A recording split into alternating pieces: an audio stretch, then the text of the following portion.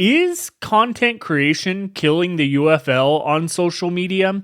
Well, this morning, as I was getting ready for my day, a fellow content creator for pro wrestling, which I follow, I'm a huge fan of, or was, not so much anymore, as much as I am for spring football in the UFL or whatnot.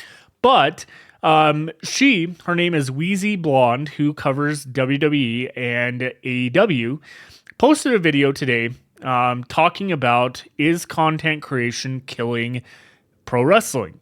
And I listened to it. It's about a 5-minute video. I listened to it, and a lot of things really stood out to me.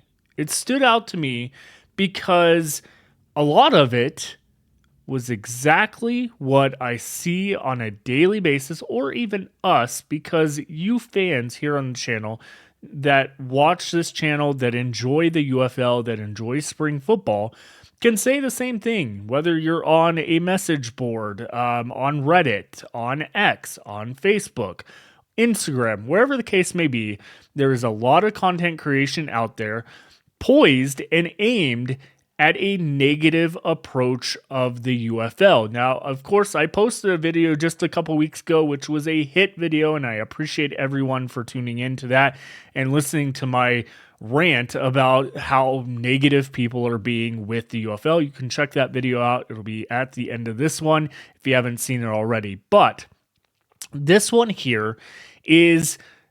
This video here is going to be an honest one-on-one real talk that essentially we have been wondering for a very long time now. When it comes to the overall merger of the USFL and XFL, we get through the first season. We're now 90, almost say about 85% of the way through the 2025 season 2.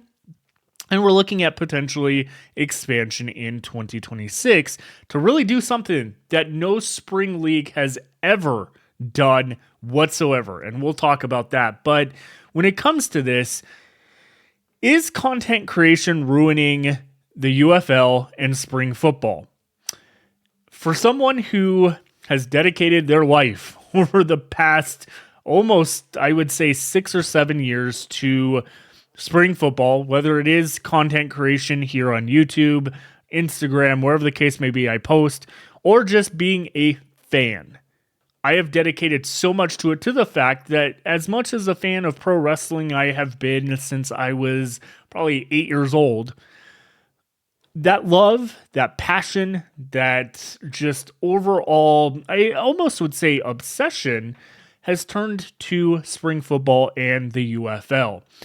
Hands down, if you see the merch I'm wearing, the stuff I buy, you know I have a passion for this game and this sport and the league or whatnot. And when it comes to modern day spring football with the UFL, it is true that anybody with a camera or a mic or a phone can just instantly become a content creator for the UFL.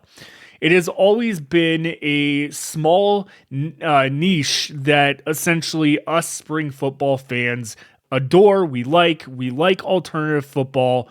And it's not as big as the NFL, obviously. It's not as big as some of these other platforms out there of professional sports. But it's big enough to get primetime games on broadcast television or over-the-air channels like Fox and ABC and ESPN, FS1, those networks that essentially are airing the UFL. And quite frankly, as Wheezy was stating in pro wrestling world, just because anybody can be a content creator doesn't mean that everybody should. When we're looking at zooming out and looking at content creation for the UFL, a lot of people are chasing clicks. They're chasing outrage. They're chasing attention. And it basically becomes easy to throw context out the window. It easily becomes easy to spread fake rumors, start drama, news that is not actually true at all. There's a lot of different equations that go into the overall perspective of the sport of football and the UFL. We have seen across the board, even ESPN, Fox themselves. We have the Pat McAfee show. When you get to that higher level of content creation that Pat McAfee has created, he now has his own show on ESPN. He is part of many different things, including pro wrestling, that just a perspective instantly starts spreading like wildfire. And quite frankly, like I said, when you're chasing clicks and outrage and wanting attention and throwing context and stuff out the window just so you can get basically that negative approach out there to make the league bad, you kind of sit back and you're like, oh, what are we doing here? Why are we doing this? For instance, people who don't care about spring football or the UFL that we are trying to basically fish into, pulling into our niche to enjoy what we like, try to get those NFL fans, try to get those just overall American football fans into watching the UFL to bring up viewership, to bring up attendance and all that type of stuff. They just like to basically get attention by tearing it all down. And quite frankly, it's becoming a form of weaponizing a fandom that doesn't really need it. We are at a very critical spot for spring football. We are in a time, like I was just saying, where the UFL has potential to do something that has never been done in spring football in modern day time. Now, of course, the USFL in the 80s, we're getting close to that. We're actually almost getting close enough to pass that situation as well.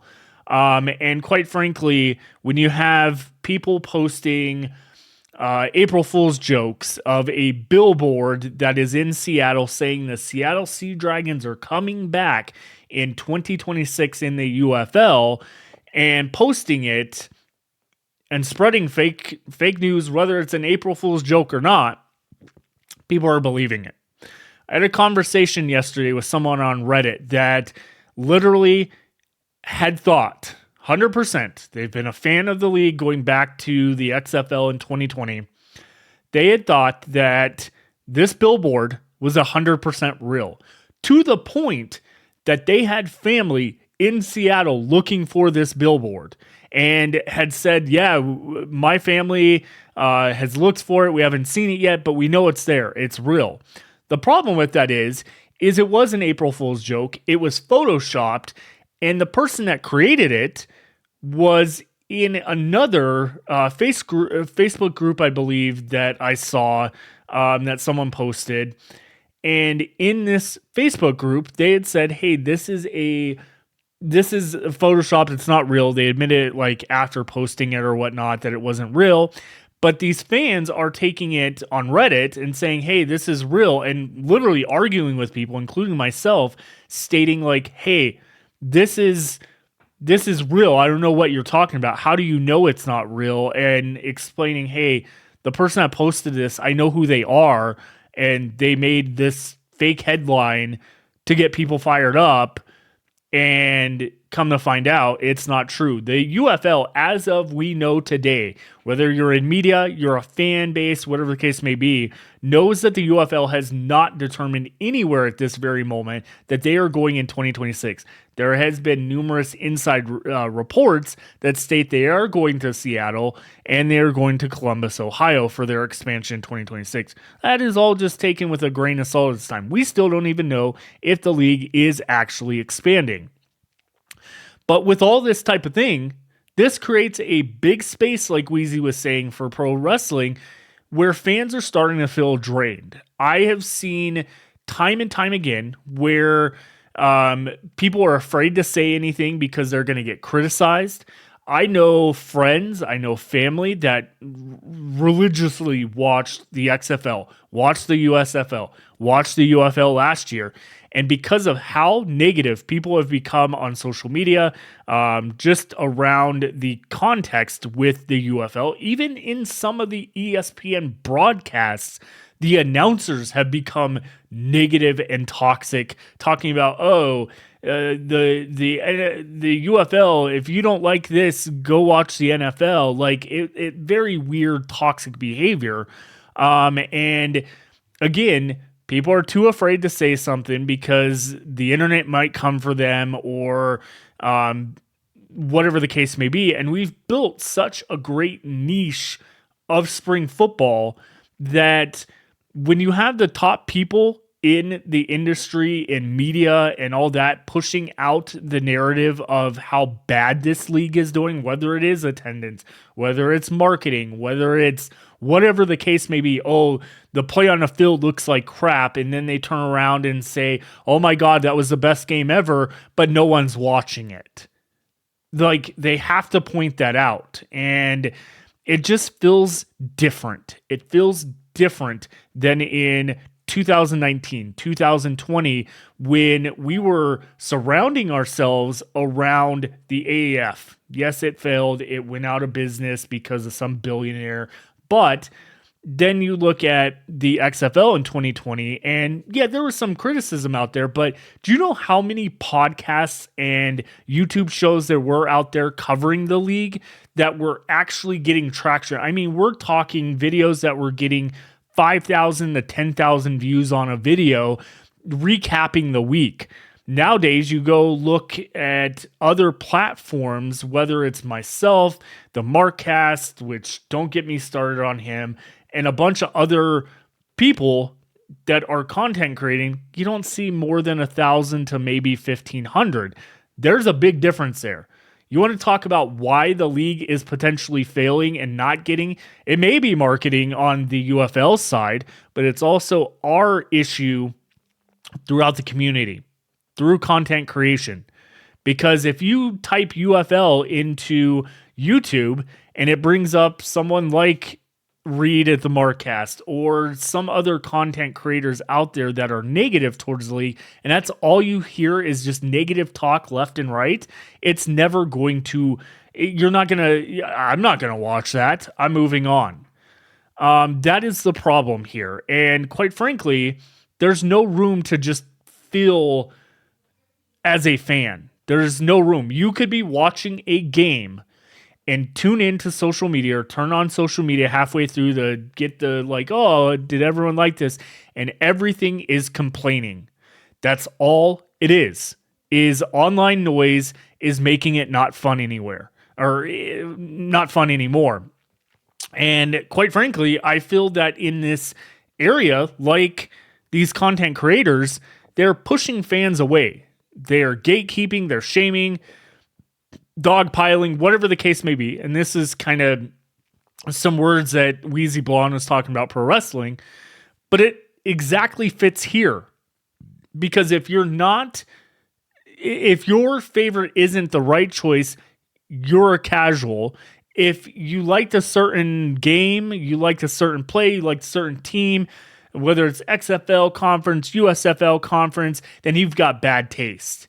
And that's kind of how it is. If you showed up to a game and you're like, I'm fine with the attendance, this is fun, this is getting out here and enjoying it, guess what?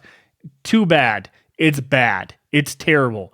And trust me, it is exhausting. This is why on numerous occasions here on this channel that I couldn't even keep the channel running properly because of how many people were trying to bring it down. When you try to be respectful, try to be nice, try to just do what's right for the community and to bring forward a product like the Comeback Period did, like the Brandon Anderson Network did, or in the final days, the UFL Hotline did, that's the thing. There was friendships being built. There was money being basically raised through my channel to put back into the league. Any dollar that I made off YouTube went right back into the XFL or UFL. or USFL at that point, whether it was through purchasing season tickets for fans that may not got to go. They got their entire 2 season tickets paid for, and we'll be doing more of that on this channel. And overall, there's a lot of perspective where we know that the league does so much. It literally gives jobs. It gives tape. It gives opportunities that are not there for players. But then you have people that are running their mouths saying that, oh, the business is going out of, or they're going under, they're going out of business, and blah, blah, blah, blah, blah, blah, blah. I cannot tell you how many employees of the XFL and everything that I personally know on a personal level, and they are still employed with the UFL, that they have been through every single league that is shut down. They've got rehired on, whatever the case may be. But I remember strictly some conversations I had with a few employees of the UFL before last season, when a lot of hectic was going on between the XFL season and the merger, where people were saying, oh, this league's going out of business or shutting down. They were literally getting emails from family and friends saying that, oh, this podcast said the XFL is going out of business and they don't know if they're truly merging with the USFL or whatever the case may be, and that your job's at risk. None of that ever was true, but it was being promoted on social media through content creation and everything like that. And then it spreads like wildfire, and it gets back to these employees who don't even see any of it. They do, but they don't, that's not part of their daily job. And quite frankly, I've seen it. I've heard it. I've been a part of all this. I've been in the same room with a lot of these people, and it's true. When negative sells or negative approach sells, then that's what they will hook onto and stay with. We here, whether you're a fan, you're a content creator, whatever the case may be, we deserve to put all that energy that we're putting to downgrade the league. I'm not saying you have to lie and say you like it. If you don't like it, then don't cover it. Pass the torch on to someone else. Go find another niche to cover on YouTube, whatever the case may be, or thing. There is a lot of people out there that do so good for this league. XFL analysts, which I think is now UFL analysts. There's a lot of young people, I will put it that way, between the ages of 15 and 25 that are doing absolutely amazing things for this league and have been forever. Whether they were 10 years old on Instagram posting for spring football back in 2019 with the AAF. There is so many content creators out there doing good for this community, for the brand, for everything that essentially we as fans want. We need to stop letting all this loud negative approach or these angry people that continue to try to take over our community and just degrade us for being fans of something that we are fans of. And going back to what Wheezy Blonde was saying about pro wrestling is we've got to be critical, not cruel. Again, you can dislike something without tearing it apart. Fact check before sharing. Misinformation hurts the business and the players, the staff, the coaching, whatever the case may be. It hurts. Support positivity. Boost creators who love the UFL, not the ones that thrive on negativity. If you see those people posting or sharing stuff on, don't interact with them. That is all I'm saying. And you know the people I'm talking about. You can clearly know out there. Create, again, with care. If you're making content, think about how it's going to feel or make someone feel when you're posting it overall. Not saying to not be, like I said, not be critical or voice your opinion, because we all have one and we should, but we should let people enjoy it. We don't need to bring it down. Again, I know people, including someone that used to be part of my former channel, The Comeback Period, who does not watch the UFL at all anymore and refuses to watch it because of the community. This is not how we should be treating people, period, at all. If someone likes something, it is what it is. And as much as we can say, telling those people to stay off social media, it's not real life. I know a lot of people try to claim that. But the problem is, it is. And it is gaining traction throughout the community and through the business and whatever, that it does bring down what the ultimate momentum of the league is and the goal of the league is and stuff. So again, as a kid, I remember watching the XFL in 2001. I remember being connected to family and friends and everything, despite the fact it may have not been good at that point or been good now that I'm an adult.